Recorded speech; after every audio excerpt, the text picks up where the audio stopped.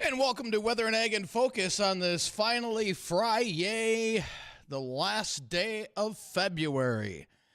I'm Chief Meteorologist Dean Wysocki alongside with our Ag Director Bridgette Readel. And Bridgette, you didn't blow away this morning. I see you're still there, so Uh, that's good.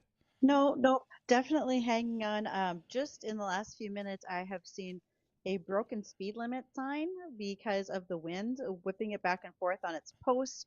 I'm getting some messages and some photos in regards to soil up in the air on fields because we just don't have any snow cover or frozen ground to hold it in place right now. So it's going to be quite the mix of information that folks are sending in today. I'm looking forward to scanning through a lot of these. Yeah, and we were talking about that this morning. Is there going to be any of this blowing dust, blowing dirt out in the open areas? And yeah, there was. And boy, I'm going to run down some of these wind gusts that we had this morning. Now, currently, areas that were under a high wind warning that has been downgraded to a wind advisory. That doesn't mean it's still not windy, but it's just not as windy.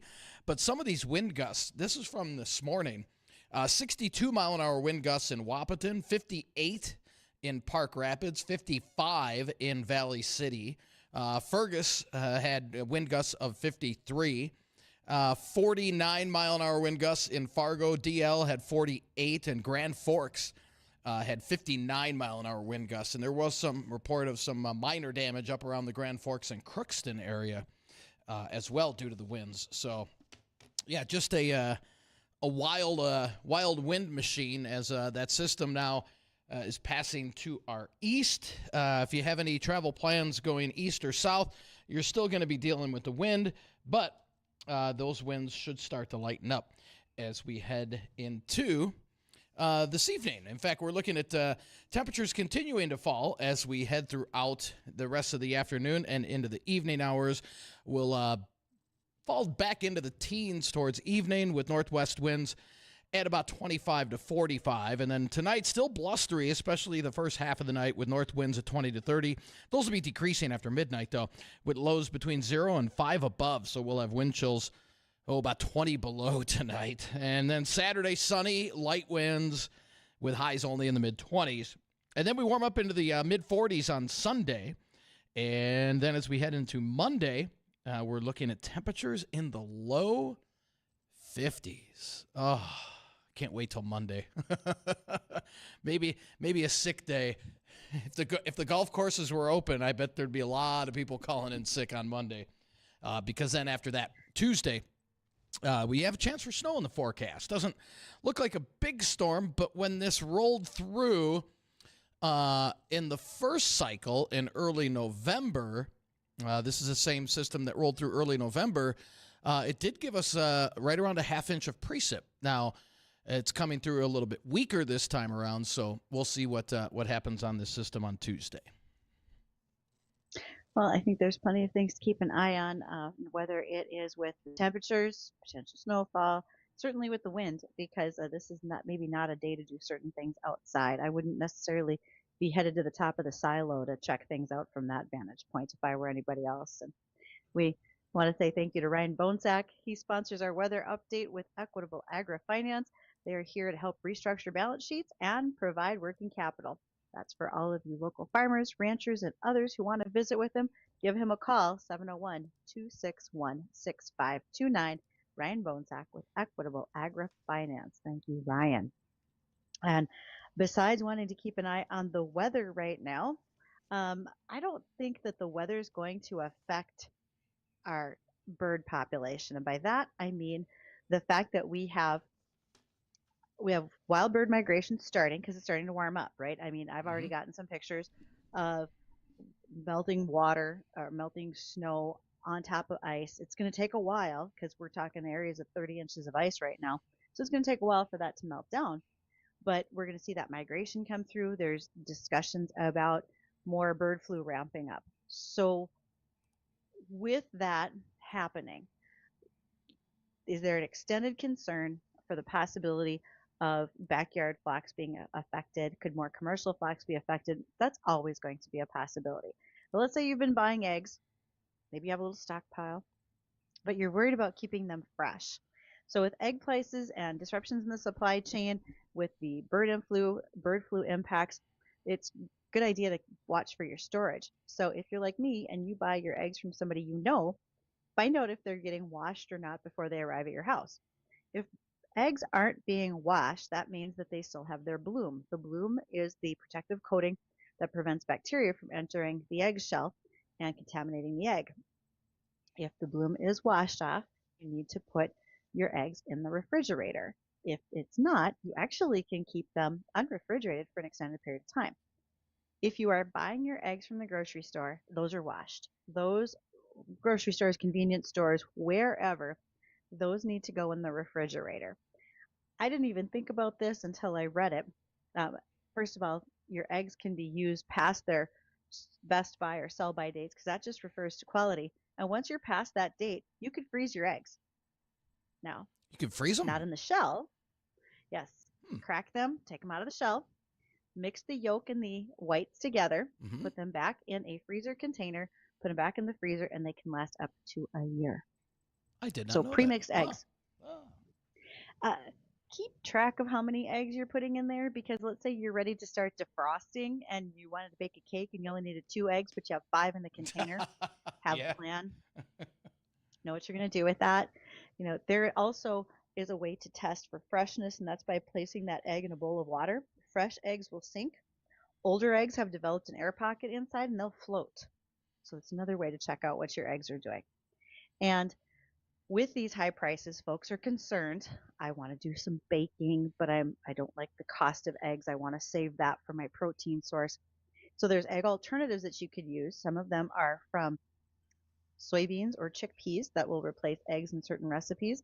Also, you can substitute in mashed bananas, applesauce, or a mixture of ground flaxseed and water. That can sub in for an egg as well. That works as a binding agent in the baked goods. Now, you may not have the same texture as you did before, and you're going to want to watch your baking times because they could also vary slightly. So with all the talk about eggs, it's best that we try to keep an eye on keeping them fresh, keeping them safe, and using eggs whenever possible in the right methods. So there you go. There's a couple of things to note on what you can be doing with eggs as of late. I know that there's plenty of concern about them. Yeah, it's like gold now. If you drop an egg, it's pretty much a financial Yeah, right. downturn in your home economics. Right. It's not good. It's still, even though they are more expensive, it's still a relatively cheap source of protein. I mean, you're getting great protein, and overall, it's still. I mean, yeah, it's a little out of hand right now, but it's still not that bad when it comes to cost for protein. So that's the way I look at it to make me feel better, anyway. Yeah, we're going to talk a lot about eggs in the next week, only because there are so many things that are happening right now with changes at USDA, with news briefs that are coming out about them, with import markets opening up from Turkey, with potential changes to cage-free egg laws. And there's going to be a lot of things for us to discuss over the next week or so, and we'll get to all of those things for listeners as well. With this weather, also, we've had this warm up. We're going to cool off.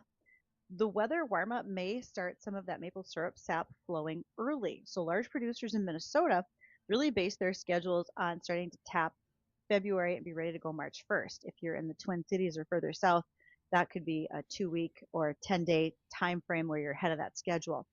But if at all possible, with this warm up, we're going to see trees start to drip. First thaw is kind of a teaser. I mean, yesterday I think we called it fake spring or first spring. History says that sap usually runs between March 15th and April 15th. Lots of time for us to still have some cold. You've talked about that with the LRC. Mm-hmm.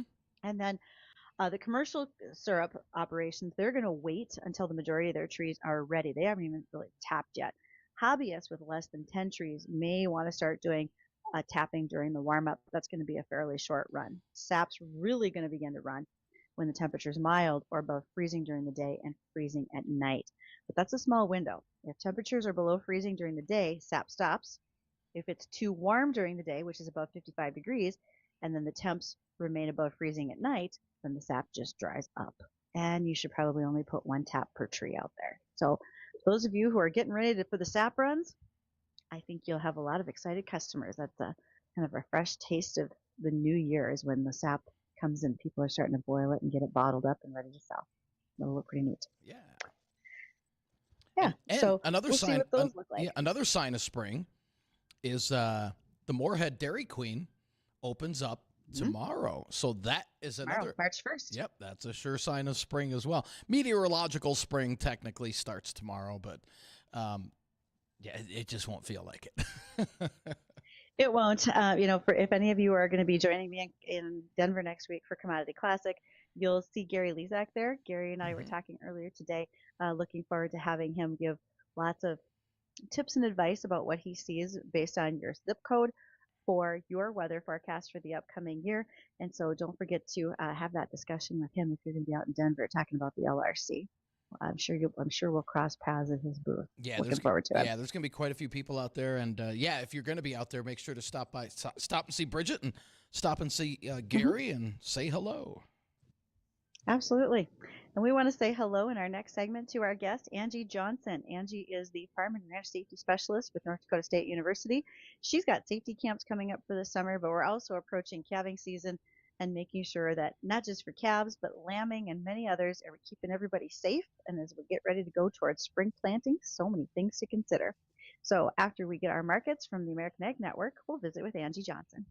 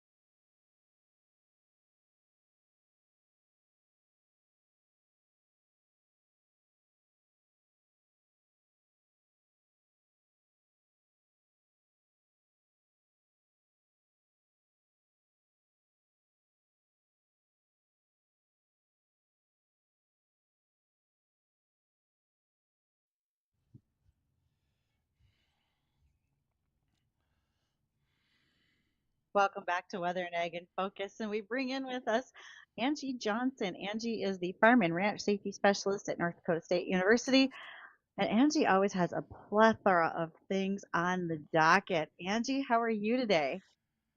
Hey, it's Friday. I'm doing well. It's great to be here. Thanks for having me. My favorite part about having you on video with us is to see what's going on in your office behind you. I wait for the day that it's like blank and there's not piles of stuff going on. Is that ever possible, Angie? When that day happens, you let me know too, because so far, no, it's still a hot mess. All right. Well, one of the things that you are probably working on the most is upcoming safety camps for kids this summer. Is registration open yet? Are agendas set? What's going on? Yeah, we're hot and heavy into farm safety camp planning season. We've had meetings all week this week, so we're getting agendas finalized. We've got dates scheduled. Registration will become live March 17th. So mark that on your calendar, folks, if you'd like to send your 13, 14, 15, 16-year-old to farm safety camp this year. Our registration will become live on March 17th. So we fill up really, really fast. This program has just completely exploded. And, every year we try to improve and grow that program. So we've always got something new we try and throw in. But historically, our tractor and skid steer and livestock components are our kids' favorite pieces of camp. Okay, that's a great point. This fills up quickly. And it's not just for kids that are very young and have very little farm experience. I talked to kids last year at the Devil's Lake camp that said, "Yeah, I've been around this stuff all my life, and I still learned things." And what are some of the comments you get from kids or parents, Angie? Yeah, I'm glad you bring that up because that's a really unique piece of our program is it doesn't matter what type of experience that young person has. If they're a novice, we've had quite a few young individuals that have never been in the cab of a tractor, and so we're willing to teach and train and coach anybody who's willing to learn and have an open mind on learning new skills. So we take in novices as well as those that have had many many years of experience because we're not always I'm guilty. I mean, I love my family, but some of the things that they taught me aren't always the safest. And so going back to your comment on, what do kids learn is a lot of the comments are, well, that's not how my dad does it, and so that's been some feedback, which I think is a good thing because it helps young people open their eyes to really kind of grasp and understand that, what, maybe the way mom or dad does it isn't the safest, and we can do it a better way to make sure we're safe. So that's a really big comment and feedback we get. Okay, one of the biggest areas of feedback you get must be communication. And let's just maybe make fun of it a little bit. Grain cart drivers, because they get such a bad rap because the hand signals are never the same twice. They're never the same between who's in the tractor, who's in the combine. Is that a point of discussion that you all have with the students, how to keep that in a positive sense? Absolutely. So day one, so right away when kids get to camp, our first activity is actually playing a hand signal game, and the whole camp is really prefaced around the fact of safety fails when we don't communicate. And so we actually play the hand signal game when they get to camp, so they start learning what the hand signals are, the proper ones, right? They always tease, well, what about the middle finger? Well, yeah, that's a different hand signal. But um we start with that right we start with that right away because those hand signals are then used throughout the entire camp. So when they're doing tractor driving, we've got somebody on the ground that's giving those signals, that's communicating with them on the ground in terms of what they need to do. And at the end of camp, at the very last day, we actually have our parent leadership and action program, and this is where parents and guardians, they come back to camp obviously to pick up their kiddos, but they come to camp, and the first activity we do with the kids and their parents is we play that hand signal game again, but this time the roles are reversed. So their kids are giving their parent or guardian the hand signal, and we make this as real as possible. I've got legitimate toy pedal tractors, and so the parents or guardians, they get to sit on this little pedal tractor and drive through an obstacle course while their child is giving them the hand signal to get through it. And it is hilarious, but it's a huge learning tool because it helps parents understand that, you know what? Now I know what this feels like when I give a hand signal and the other person doesn't understand what I'm asking them to do. So we really emphasize, Bridgette, communication from day one all the way to the conclusion of camp, and helping families learn and do a better job communicating together. So what you're saying is, in the world of farm communication, there's more than just a thumbs up or a thumbs down or the other ones. Yep, you got it. There's actually 11, in agriculture. There's 11 hand signals, and those three you described are not one of them. So it's a pretty good lesson for all of us to learn. So, Angie, what are the locations coming up for this year and the dates? So, if folks are thinking about registering students, they have kind of an idea of when to start planning for that. Yeah, you betcha. So our East Farm Safety Camp, we're taking turns. So last year we were in Devil's Lake. This year we'll be back in Fargo. So East Farm Safety Camp in Fargo will be May 28th through the 30th.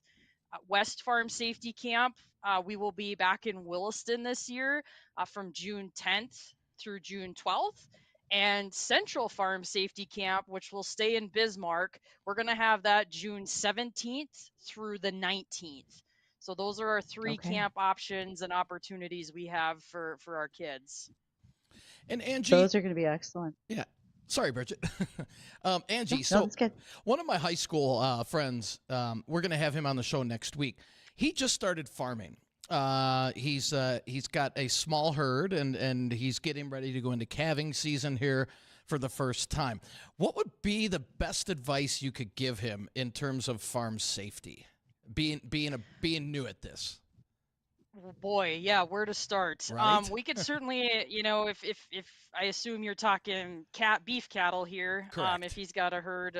Okay, Mm-hmm. so I think if you're approaching calving season, step one, especially if these are cows that you've never calved out, that means you don't know how they react after giving birth, because I won't lie. Cows they have one job, and that's to protect that newborn calf. And so sometimes cows are hardwired to, they want to protect that calf at all costs, even if that means trampling you in the process, even if you're just trying to help, or whatever the case may be. So I think it's really important. Make sure, if you're calving indoors, if like my system, we calve early, so we got to utilize our barn, making sure we have pens set up that we don't have to be in with the cow and her newborn calf, so we can open and close gates without necessarily having to be in the pen with her. And that just takes some schematic time and effort from your friend's perspective, in setting up a system Right. that will protect him from getting hurt if they are dealing with a tough cow. Okay. There's a lot of other things there besides the calves, then the mothers, how to protect the humans. We've got a lot of questions that go along with those, and still a plethora on safety camps for Angie too. So don't go anywhere. Keep those notepads handy, or pay attention to us on the live stream on Facebook and YouTube as well, because we want to make sure that we answer all of those things for you so nobody gets left out in the dark. We're going to touch on bottom of the hour news and return with Angie Johnson from NDSU.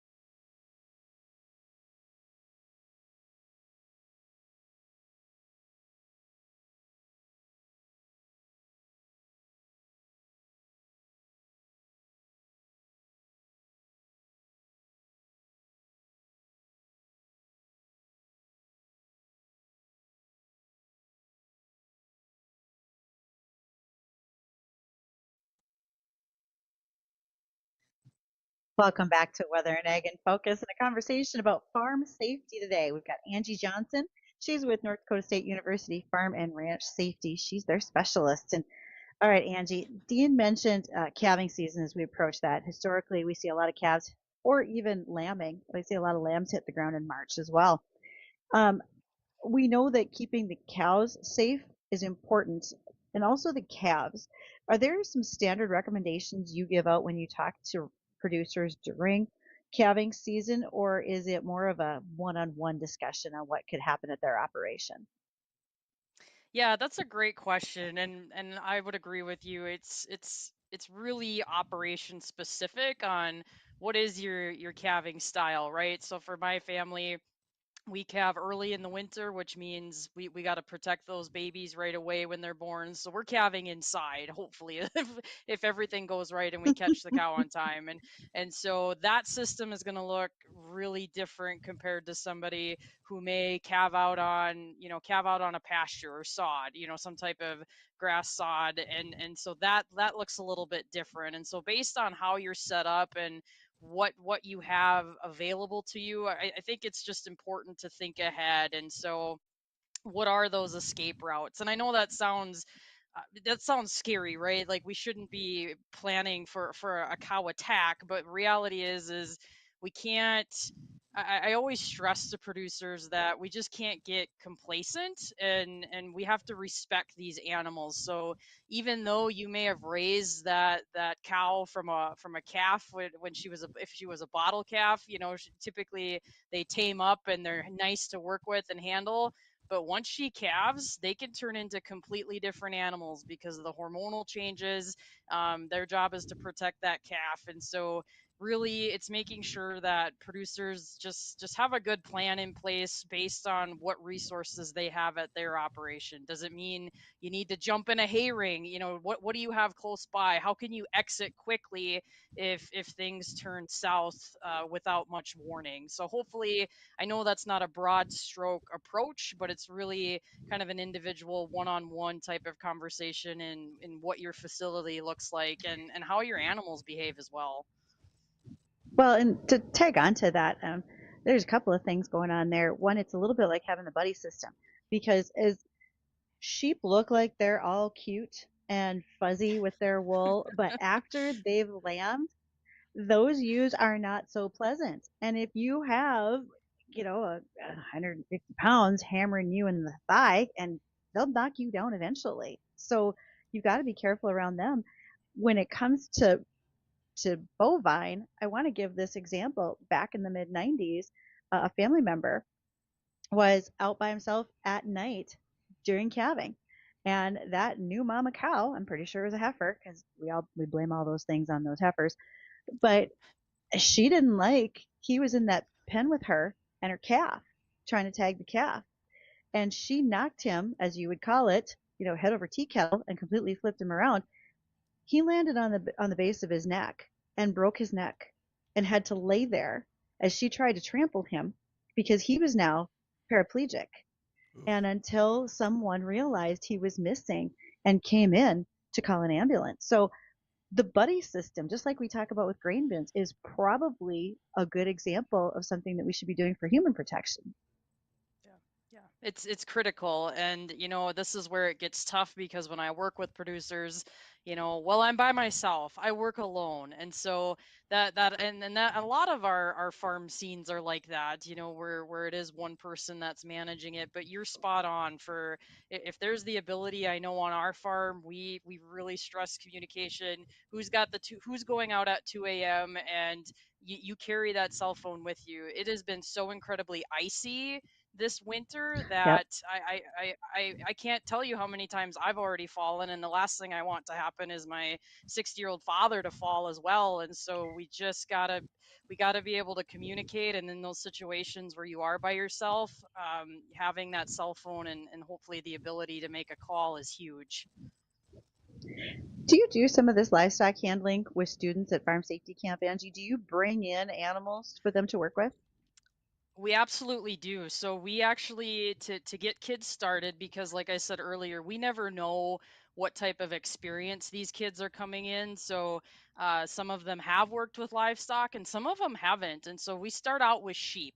That's something that, like you said, they may run you over, but I feel more confident working with young kids with sheep versus getting them right away with some calves. So we have sheep brought in, and we do a lot of animal handling exercises where we talk about the fight or flight zone, right? So how animals perceive you as a threat, especially sheep. They are they are the species that is pretty low on the food chain, and so their defense mechanism is run. And so it's Yeah. pretty fun. We have kids work together, and they have to move these sheep as a team, and it's pretty comical because none of the kids in that group right away take leadership charge. So these sheep just run. They just scatter in the pen, and until the kids get frustrated enough, then somebody steps up and says, "Look, this is how the animal behaves, so I need you to stand here if we want the animals to turn and go in this other pen." And so pretty soon, once somebody starts communicating and taking that leadership role, it's magical. The sheep go where they want them to go. So we do real livestock handling, and we do vaccine safety, so needle stick safety. And I have a model cow which shows her beautiful neck profile, and we teach kids how to safely give subcutaneous vaccine injections or intermuscular injections, because we know there are a lot of young people on these ranches that are tasked to give shots, to give vaccines. And Right. how do we handle the needles and how do we dispose of them? So that's a big part of our camp as well. Boy, and could you just stress it's not just the safety to the animal, but to the human involved? Because I have witnessed accidental needle sticks it was supposed to go to the bovine, but the human involved got stuck, and that Yeah. leads to some pretty severe injuries, infections, things like MRSA. Let's not do that. That's also very bad. Okay. It's terrible. No, and that's exactly why we teach this at camp, because there are some products out in the market that if injected, there's not a ton of them, but there are some products that if they are injected into a human, it can be lethal. It can result in a fatal situation. And so that goes back to knowing what we're administering. So we even look at some vaccine labels and go into some details so that way they understand what they're giving, how they need to give it, and then what's the safety involved for them. You really should Hmm. be wearing some nitrile gloves when you're administering this stuff, because you don't want to get it on your skin. You don't want to absorb it in your body either. So, how do we protect ourselves when we're giving these vaccinations? Well, and I would say one other thing to remember is we are working with livestock. Their personalities can change no matter if you have raised that bull from a calf and you showed him at the fair or whatever your case is. Particularly after breeding season, some of those bulls can get very aggressive, and if they're in a pasture with other bulls that they are not familiar with, you as the human again better be paying attention. I haven't had that happen on pasture, but I can tell you I've jumped out a barn window, compliments of a Holstein bull hot on my tail. So keep these things in mind is what I want to stress. No, I'm glad you brought that up. I mean, you look at the data, how many Holstein bulls have killed farmers over the years. I mean, just absolutely wicked. And what makes Mhm. specifically, that Holstein breed so tough to work with is that you raised them as a calf, you bottle fed them, so you trusted them, you Mm. you created a pet, Mhm. inadvertently created a pet. And now when it's breeding season, that hormonal change, boy, they've got one job on their mind, and they're going to do whatever it takes to get it done. And if that means you're standing in their way, you're going to be a casualty of it. So I'm glad you brought that up, because bull safety it's a big deal. They can and will kill you if the conditions are right. Absolutely. So at camp, we talked about the locations. There's an east, there's a central, Bismarck, west, Williston. You gave the dates, but the number of positions in those camps is limited. So how many students are you able to take at each camp, Angie? That's a great question. So we can take 16 kids per camp. That is what we can safely accommodate and teach and get behind the wheel of all the equipment we have to offer. So 16 is what we can take per camp. Now, I don't know if you can share this, but when I was at the camp at Devil's Lake last year, I saw students walking out of there with things from UTV helmets. I want to say there were some welding helmets. There's a lot of takeaways physically that students are taking home with them. Is some of that already lined up for the 25 year? We're working on it. So I just want to give a huge shout out. We could not do this camp without our financial sponsors. So we have organizations from all across North Dakota that provide sponsorship dollars for us to be able to give those kids things like ATV helmets. So every kid goes home with a brand new ATV helmet, because you know what? If our team is going to promote and advocate for those young people to wear equipment such as an ATV helmet, we better darn well provide it to them at camp. So they get ATV helmets, hearing protection, tire pressure gauge, because you know what? We need to do pre-op maintenance on our equipment so our tires properly inflated. So they get that. They get their own farm first aid kit, which those are really expensive to build, but we don't care. It's more important to us that those kids learn how to use those items. They build the kit themselves, and then they take it home and put it in the shop or put it in a tractor and teach others what to do during an emergency. So they get that. There's just so many things that we send home with them, because we firmly believe that if we want them to be safe, we need to help provide them some of those tools to take back to their farm. And we couldn't do that without our financial sponsors, because it does get expensive pretty quickly. And Angie, Some over the over. Something tells me Angie would take more sponsors if we could give them to her. Oh, Oh, absolutely, absolutely. no doubt. Yes, I would. And Angie, over the years, have you ever had any of the kids come back? You know, they're on the farm, they're older, and say, "Hey, you know what? I'm so glad I went to your class. Not only did I learn a lot, but maybe they taught their parents something along the way." We've received some really cool, what we call success stories, in terms of how kids have used this information, or how parents have seen a change in behavior of their children. So yeah, we've had a lot of really cool stories. Social media, a lot of people, a lot of families have shared some of how grateful they were for our program, and what it's done to really bring farm safety to the forefront on their operation, and especially when their kids start to become involved. And so I get emotional, because this program has just exploded, and the support we've gotten from families to say, keep doing this. You've made a difference in not only my child's life, but our farm operation. And if anything, you helped bring up some really tough conversations that we've been needing to have but didn't know how to have them. That's awesome, That's really fair. isn't it?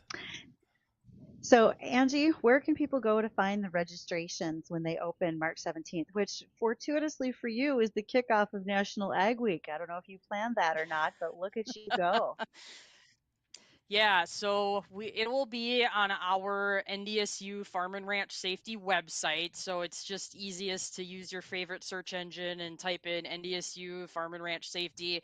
Our farm safety camp has a link to it. You'll click on that, and that'll have information for all three of our camps. And when that link there'll be a second link that becomes live for families to start registering. We're not ready yet. We're getting closer, but March 17th will be the day. And I tell you what, they fill up within a 24-hour period. So this isn't something you want to wait on. Nope. Be on top of this deal. So awesome. All right. Thank you for joining us today. That's Angie Johnson. She is with North Dakota State University Farm and Ranch Safety Specialist, and she is an excellent expert in our region. She does a lot of great work for both youth and adults on the farm. Don't go anywhere. Headlines and weather yet to come.